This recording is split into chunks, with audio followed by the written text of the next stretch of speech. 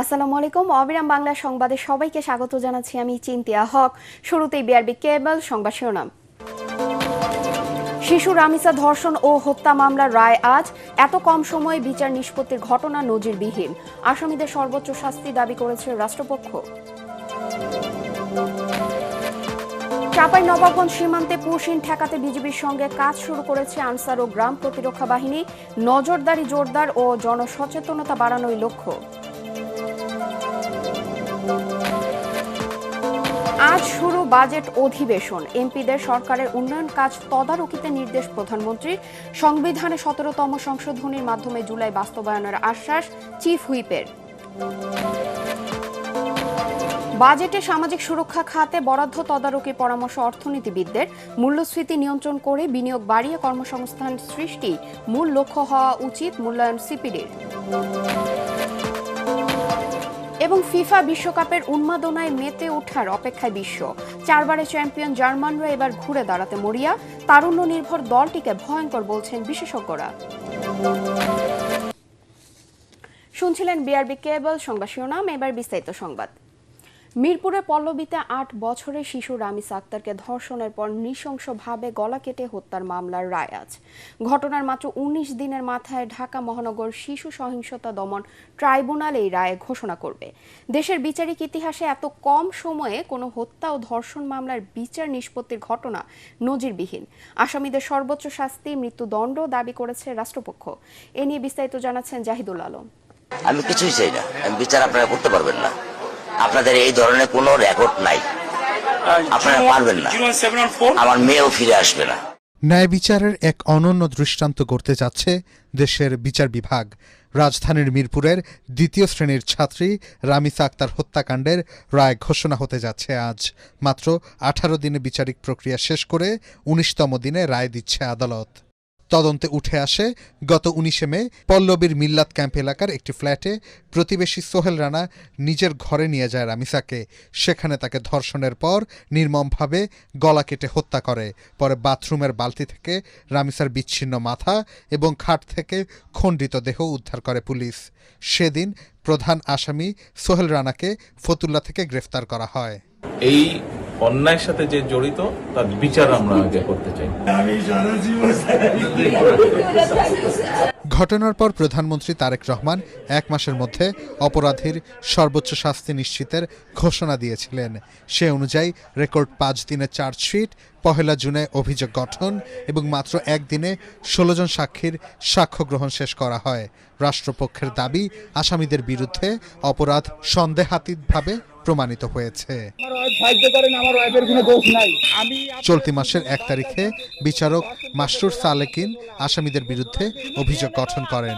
মামলায় চার্জশিটভুক্ত 18 জন সাক্ষীর মধ্যে 16 জন ট্রাইব্যুনালে সাক্ষ্য দিয়েছে। রায় ঘোষণার দিন গোটা দেশবাসীর চোখ এখন আদালতের দিকে।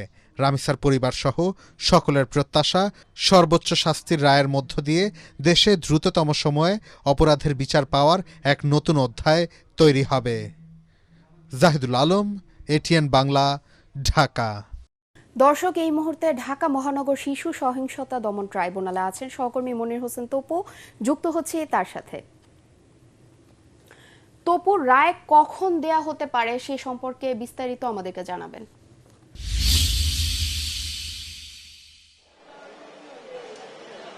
ধন্যবাদ চিন্তিয়া। আমরা সবাই এখানে গণমাধ্যম কর্মী যারা রয়েছেন তারা এখন বর্তমানে অপেক্ষা করছি এই ঢাকা মহানগর দায়রা জজ আদালতের এখানে।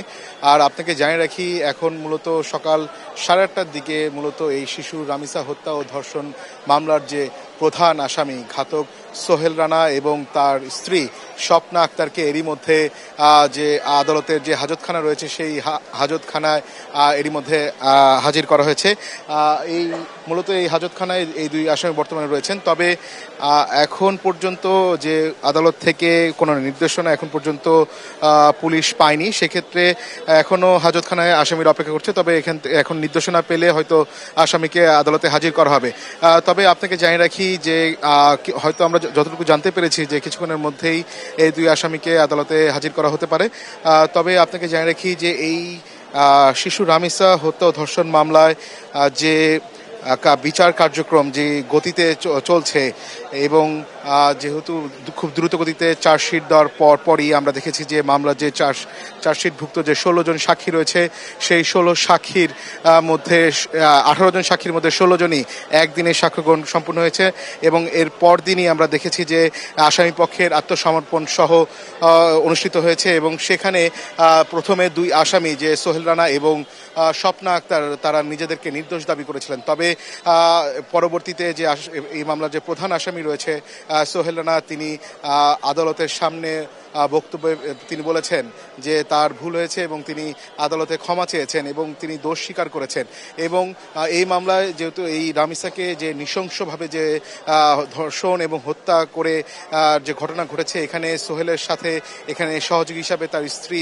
সেদিন সেই ফ্ল্যাটে অবস্থান করেছিল এবং এই মামলায় যে সাক্ষ্য ছিল যে পাবলিক সাক্ষী 9 জন রয়েছেন, সেই 9 জন সাক্ষী মূলত এই দুই আসামির বিষয়ে যে তথ্য প্রমাণ সেগুলো আদালতে উপস্থাপন করেছেন এবং রাষ্ট্রপক্ষের আইনজীবীরা দাবি করেছেন যে এই পাবলিক 9 সাক্ষীর যে বক্তব্য আদালতে উপস্থাপন করেছেন এতেই আসামিদের অপরাধ প্রমাণিত হয়েছে এবং একই সাথে যে ফরেনসিক রিপোর্ট যেটি প্রকাশ করা হয়েছে সেখানে রামিসার শরীরে যে জোরপূর্বক ধর্ষণের আলামত পাওয়া গিয়েছে এবং তাকে যে নৃশংসভাবে যে হত্যা করা হয়েছে সেই প্রমাণও কিন্তু ফরেনসিক রিপোর্টে এসেছে এবং একই সাথে এখানে যে সোহেলের যে স্বীকার করেছেন যে সোহেল যে এই কর্মকাণ্ডে যে অপরাধ করেছেন, তবে এখানে মূলত এখন দেখার বিষয় যেহেতু রাষ্ট্রপক্ষের আইনজীবীরা তারা দাবি জানাচ্ছেন যে এই দুই আসামির সর্বোচ্চ শাস্তি মৃত্যুদণ্ড তারা প্রত্যাশা করছেন, তবে এখন গোটা জাতি এখন অপেক্ষা রয়েছে এই রামিসা হত্যা মামলার রায় ঘোষণার জন্য। রায় কি হয় সেটি এখন জানার অপেক্ষা রয়েছে আমরা। এই কিছুক্ষণের মধ্যে এই ঢাকা মহানগরের শিশু সহিংসতা দমন ট্রাইব্যুনালের বিচারক মাসরুর সালেকিন কিছুক্ষণের মধ্যে এই দুই আসামির উপস্থিতিতে আদালতে রায় ঘোষণা করবেন এমনটা তথ্য রয়েছে আমাদের কাছে। আর এখানে এই আদালত প্রাঙ্গণ জুড়ে আমরা এখন বলা চলে যে অতিরিক্ত নিরাপত্তা ব্যবস্থাও জোরদার করা হয়েছে যাতে কোনো ধরনের অনাকাঙ্ক্ষিত পরিস্থিতি সৃষ্টি না হয়। জি চিন্তিয়া, এই ছিল আমার কাছে আদালত প্রাঙ্গণ থেকে সবশেষ। তপু, আপনাকে ধন্যবাদ। ঝিনাইদহের কালীগঞ্জে 8 বছরের এক শিশুকে ধর্ষণের চেষ্টার অভিযোগে আফতাব হোসেন নামের এক গ্রাম্য চিকিৎসককে আটক করেছে পুলিশ। পুলিশ জানায় শনিবার বিকেলে শিশুটি তার দাদির জন্য ওষুধ আনতে আফতাবের কাছে গেলে তাকে ধর্ষণের চেষ্টা করা হয়। বাড়ি ফিরে শিশুটি তার মাকে বিষয়টি জানালে পরিবারের সদস্যরা তাকে হাসপাতালে নিয়ে যায়। পরে ঘটনাটি এলাকায় জানাজানি হলে উত্তেজিত গ্রামবাসী অভিযুক্তকে তার বাড়িতে অবরুদ্ধ করে রাখে। খবর পেয়ে রাত 8:30টার দিকে পুলিশ ঘটনাস্থলে গিয়ে তাকে আটক করে থানায় নিয়ে যায়।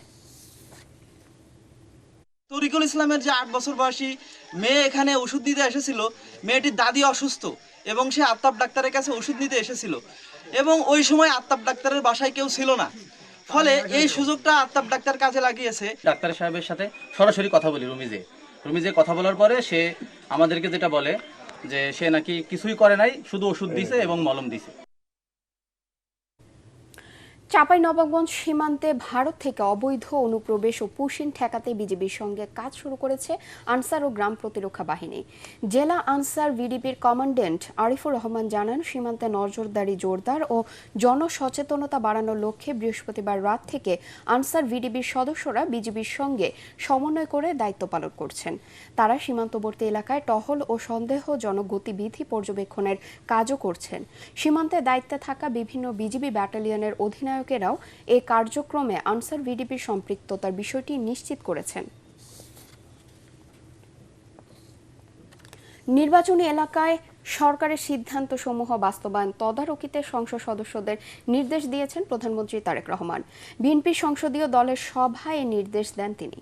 বৈঠক শেষে সংবাদ সম্মেলনে চিফ হুইপ নুরুল ইসলাম মনি জানায়, 11ই জুন সংসদে বাজেট পেশ করবেন অর্থমন্ত্রী, যা পাশ হবে 30শে জুন। এর আগে 15ই জুন পাশ হবে সম্পূরক বাজেট সংস্কার, যা হওয়ার হয়ে গেছে। এবার সংবিধানের 17তম সংশোধনের মাধ্যমে জুলাই বাস্তবায়ন করা হবে বলেও জানান চিফ হুইপ। প্রতিটি সদস্যকে বলেছেন এই কথা যে আপনার নির্বাচনী এলাকায় সরকারের প্রণীত যেসব প্রোগ্রাম আছে সেগুলো বাস্তবায়ন হয় কিনা সেটা দেখবেন আপনারা, এবং সেগুলো হচ্ছে তা নিশ্চিত করবেন আপনারা। সংস্কারটা হয়ে গেছে, যা হওয়ার তা হয়েছে, এখন হবে সংশোধন। অর্থনৈতিক মন্দার কঠিন চ্যালেঞ্জ এবং পাহাড় সমান ঋণের বোঝা মাথায় নিয়ে এবারের বাজেটে শুধু বরাদ্দ বাড়ালেই চলবে না, প্রয়োজন ব্যয় দক্ষতা। বিশেষজ্ঞরা বলছেন, সামাজিক সুরক্ষা খাতে বরাদ্দকৃত অর্থ প্রকৃত দাবিদারের কাছে পৌঁছাচ্ছে কিনা তা তদারকি করতে হবে। পাশাপাশি উপকারভোগীরা প্রাপ্ত অর্থ কোন কাজে ব্যবহার করবে সেটারও সুস্পষ্ট দিক নির্দেশনা থাকা প্রয়োজন। মুশফিকুর রহমানের রিপোর্ট।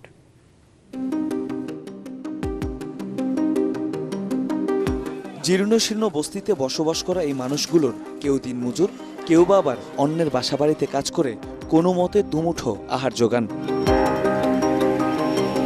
তবে ফ্যামিলি কার্ড পেয়ে হতদরিদ্র এবং স্বল্প আয়ের এই মানুষগুলোর টানাপোড়েনের সংসারে কিছুটা স্বস্তি তৈরি হয়েছে। মাসিক অতিরিক্ত 2500 টাকা শিশুদের শিক্ষা এবং স্বাস্থ্য সুরক্ষায় ব্যয় করছেন উপকারভোগী পরিবার। আমরা পাইছি ফ্যামিলি কার্ড 3 বার, কিন্তু আমাদের অনেক উপকার হয়েছে। আমি বাসায় কাজ করি ভাইয়া, 3 বার পাইছি ভাইয়া 2500। এই টাকাতে বাচ্চা করে নিয়ে ভাড়া করাইছি, খাওয়া দাওয়া করছি। কিন্তু মুদ্রার অপিঠও আছে রাজধানীর করাইল বস্তিতে। নাম জমা দিলেও ফ্যামিলি কার্ড মেলেনি অনেক অসহায় দরিদ্র পরিবারের। নাম দিছি অথচ আমার নাম আসে নাই। 2500 টাকা পাইলে আমার অনেক উপকার হইতে। এই বয়সে কেউ কাজেও নিতে চায় না। যারা মনে করেন খাইতে পারে পড়তে পারে হ্যারই পাইছে। আর আমি যে বিধবা, আমি একটা বিধবা কার্ডও পাই নাই, একটা ফ্যামিলি কার্ডও পাই নাই। নতুন অর্থ বছরে প্রায় 83 লাখ মানুষ ফ্যামিলি কার্ড ও কৃষক কার্ডের সুবিধা ভোগ করবে, যাদের পেছনে সরকারের ব্যয় হবে প্রায় 13,500 কোটি টাকা। এর মধ্যে নতুন করে ফ্যামিলি কার্ডের সুবিধা পাবে প্রায় 41 লাখ এবং কৃষক কার্ডের আওতায় থাকবে আরও প্রায় 42.5 লাখ মানুষ। প্রতিবন্ধী উপকারভোগীদের সংখ্যা বাড়ছে প্রায় 3.5 লাখ। ভাতা দ্বিগুণ হচ্ছে জটিল রোগে আক্রান্তদের। মা ও শিশু সুরক্ষা কর্মসূচিতে বছর জুড়ে ভাতা বাড়বে প্রায় 100 কোটি টাকা। এছাড়া বীর মুক্তিযোদ্ধাদের সম্মানী ভাতাও বাড়ছে। এ খাতে প্রায় 8,500 কোটি টাকা বরাদ্দ দেবে সরকার। এছাড়া মাসিক 50 টাকা করে বাড়ানো হয়েছে বয়স্ক ও বিধবা ভাতা। নতুন অর্থবছরে জুলাই যোদ্ধা এবং শহীদ পরিবারের সদস্যদের পেছনে সরকারের ব্যয় ধরা হয়েছে 237 কোটি টাকা। ধর্মগুরুদের দেয়া হবে 1082 কোটি টাকা। থাকছে কর্মহীন শ্রমিকদের জন্য 5,000 টাকা করে 22 কোটি টাকার নতুন বরাদ্দ।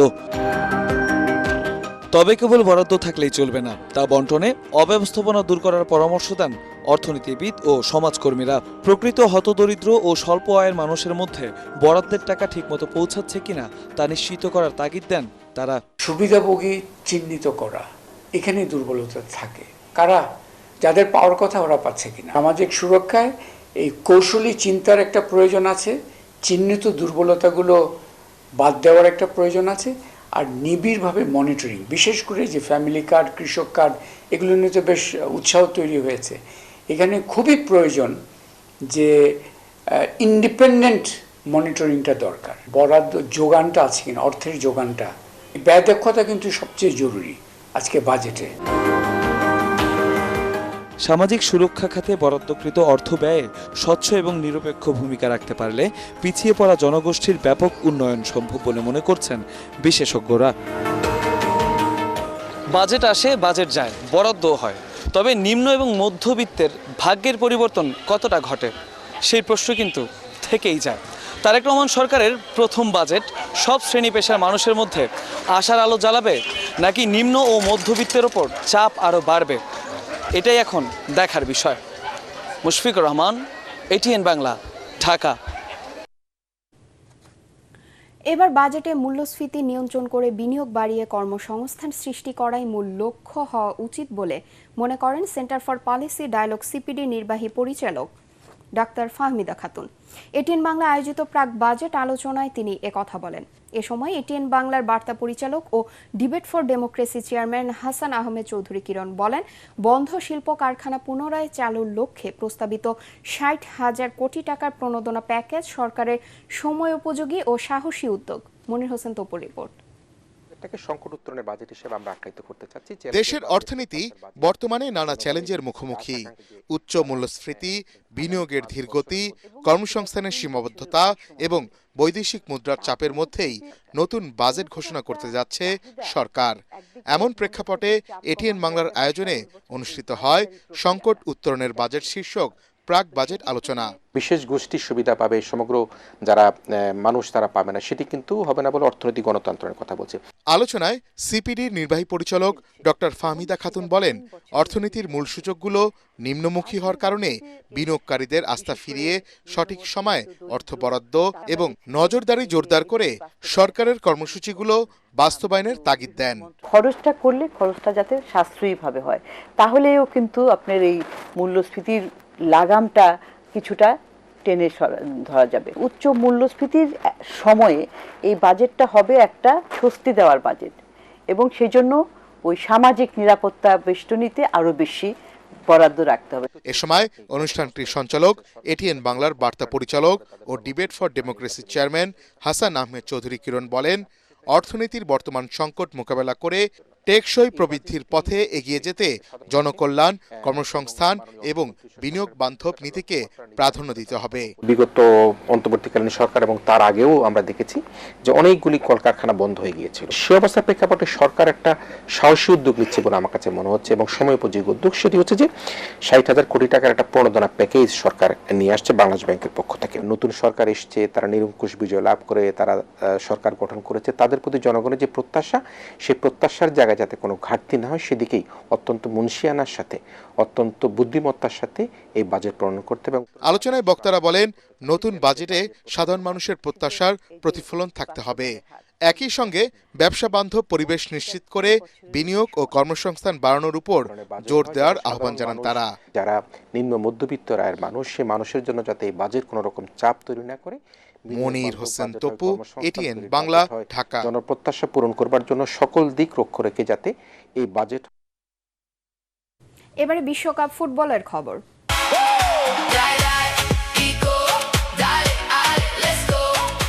আর মাত্র কয়েকদিন পরেই পুরো বিশ্ব মেতে উঠবে ফুটবল বিশ্বকাপের উন্মাদনায়। রাতের ঘুম উড়ে যাবে ফুটবল প্রেমীদের চোখ থেকে। ইতিহাসে সবচেয়ে বড় 48 দলে বিশ্বকাপ শুরু হবে উত্তর আমেরিকার 3 দেশ যুক্তরাষ্ট্র, কানাডা ও মেক্সিকোতে। বিশ্বকাপের এই গ্রুপে মেক্সিকোর সঙ্গী দক্ষিণ আফ্রিকা, চেক প্রজাতন্ত্র ও দক্ষিণ কোরিয়া। বিশ্বকাপের এই গ্রুপের দলগুলোর শক্তি ও দুর্বলতার কথা জানাচ্ছেন পরাগারমান। বিশ্বকাপের কোয়ার্টার ফাইনালে এসেই বারবার হোঁচট খায় মেক্সিকো।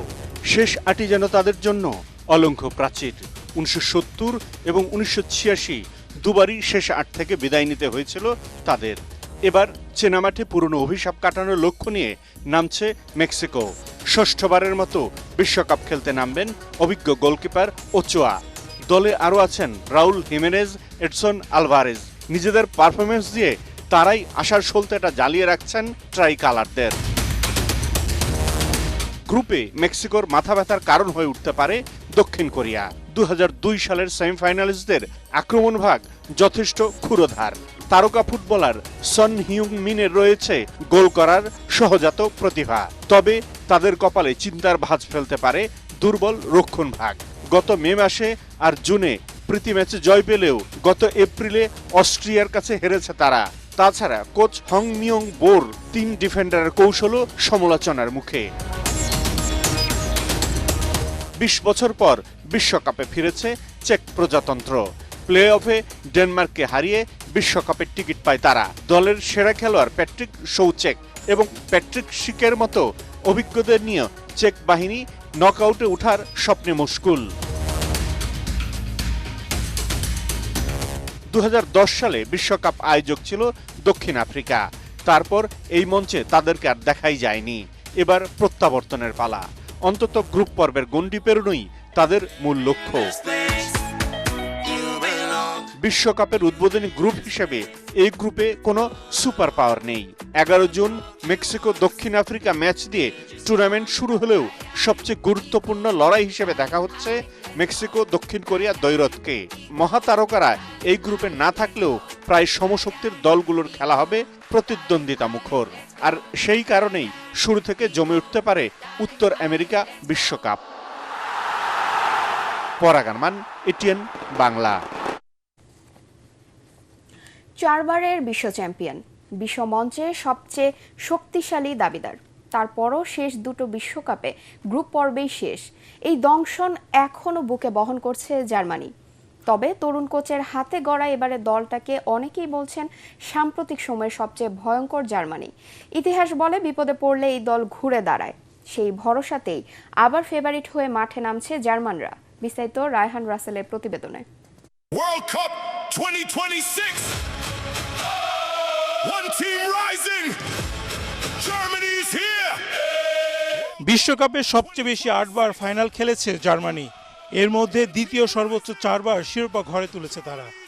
সবশেষ 2014 সালে মেসির আর্জেন্টিনাকে কাঁদিয়ে করে শিরোপা উৎসব। এরপর থেকে মুদ্রার উল্টো পিঠ দেখছে জার্মানরা। পরপর 2 আসরে গ্রুপ পর্ব থেকে লজ্জাজনক বিদায়। তবে চাপের মুখে জার্মানি যেন নতুনভাবে ফিরে আসে। কোচ জুলিয়ান নাগালসম্যানের অধীনে এই দলে গতিশীল তরুণরা যেমন আছেন, তেমনই রয়েছেন বড় মঞ্চের অভিজ্ঞ কিছু মুখ। ইউরোপের ফুটবল বিশ্লেষকরা মনে করেন সাম্প্রতিক সময়ে এটি জার্মানির সবচেয়ে বিপজ্জনক দল। যদিও আসল পরীক্ষাটা দিতে হবে মাঠেই। পরপর 2 বিশ্বকাপে গ্রুপ পর্ব থেকে বিদায়, সেই ক্ষতটা এখনও শুকায়নি জার্মানদের।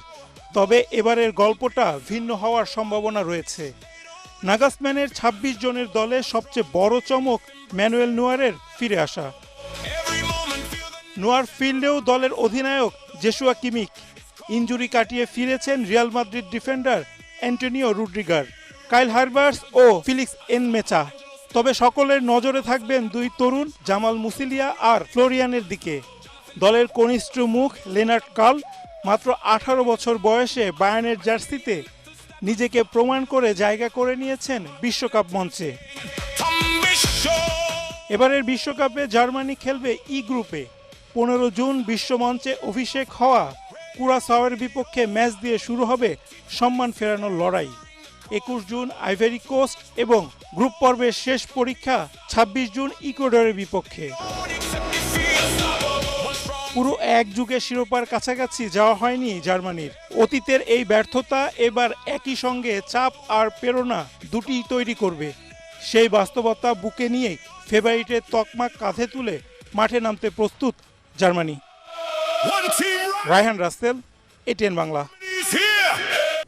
পররাষ্ট্র প্রতিমন্ত্রী শামা ওবায়দ জানিয়েছেন, লেবাননে ইসরায়েলি ড্রোন হামলায় নিহত 10 বাংলাদেশির মধ্যে এখন পর্যন্ত দেশে ফিরেছে 7 জনের মরদেহ। শনিবার দিবাগত মধ্যরাতে কাতার এয়ারলাইন্সের একটি ফ্লাইটে হযরত শাহজালাল আন্তর্জাতিক বিমানবন্দরে পৌঁছায় নিহত 2 প্রবাসীর নিষ্প্রাণ দেহ। এরপর পররাষ্ট্র প্রতিমন্ত্রী মরদেহ দুটি গ্রহণ করে নিহতদের স্বজনদের কাছে হস্তান্তর করেন।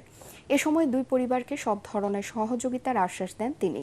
গত 11ই মে দক্ষিণ লেবাননের নাবাতিয়ের জিবদিন এলাকায় ভয়াবহ ইসরায়েলি হামলায় নিহত হন সাতক্ষীরার প্রবাসী শ্রমিক শফিকুল ইসলাম ও নাহিদুল ইসলাম। বৈরুতের রফিক হারিরি হাসপাতালের মর্গে তাদের মরদেহ রাখা হয়। এবার আন্তর্জাতিক সংবাদ।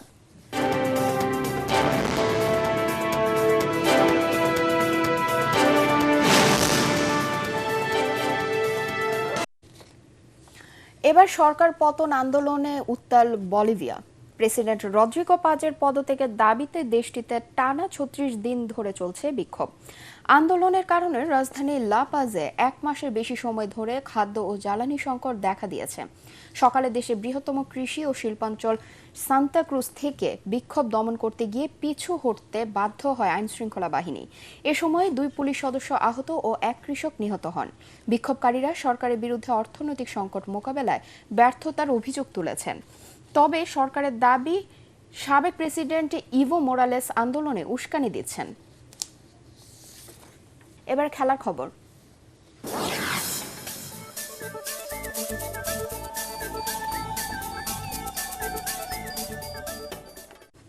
বিশ্বকাপের আগে নিজ নিজ প্রস্তুতি ম্যাচে জয় পেয়েছে আর্জেন্টিনা, ব্রাজিল ও জার্মানি।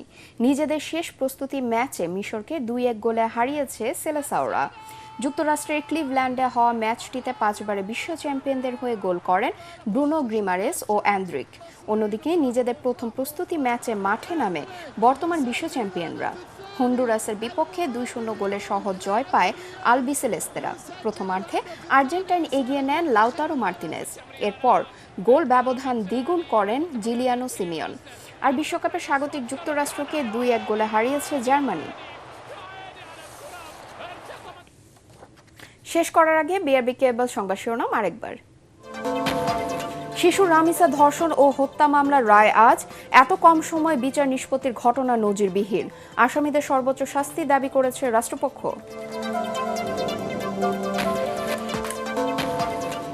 চাঁপাইনবাবগঞ্জ সীমান্তে পুশিন ঠেকাতে বিজিবির সঙ্গে কাজ শুরু করেছে আনসার ও গ্রাম প্রতিরক্ষা বাহিনী। নজরদারি জোরদার ও জনসচেতনতা বাড়ানোই লক্ষ্য। আজ শুরু বাজেট অধিবেশন। এমপিদের সরকারের উন্নয়ন কাজ তদারকিতে নির্দেশ প্রধানমন্ত্রীর। সংবিধানে 17তম সংশোধনীর মাধ্যমে জুলাই বাস্তবায়নের আশ্বাস চিফ হুইপের। বাজেটে সামাজিক সুরক্ষা খাতে বরাদ্দ তদারকির পরামর্শ অর্থনীতিবিদদের। মূল্যস্ফীতি নিয়ন্ত্রণ করে বিনিয়োগ বাড়িয়ে কর্মসংস্থান সৃষ্টি মূল লক্ষ্য হওয়া উচিত মূল্যায়ন সিপিডির। এবং ফিফা বিশ্বকাপের উন্মাদনায় মেতে ওঠায় অপেক্ষায় বিশ্ব। 4 বারের চ্যাম্পিয়ন জার্মানরা এবার ঘুরে দাঁড়াতে মরিয়া। তারুণ্য নির্ভর দলটিকে ভয়ঙ্কর বলছেন বিশেষজ্ঞরা। পরবর্তী সংবাদ দেখার আমন্ত্রণ জানিয়ে এখনকার মতো শেষ করছি। এটিএন বাংলা সংবাদ ইউটিউবে দেখতে ব্রাউজ করুন youtube/ATN Bangla News। ধন্যবাদ সবাইকে।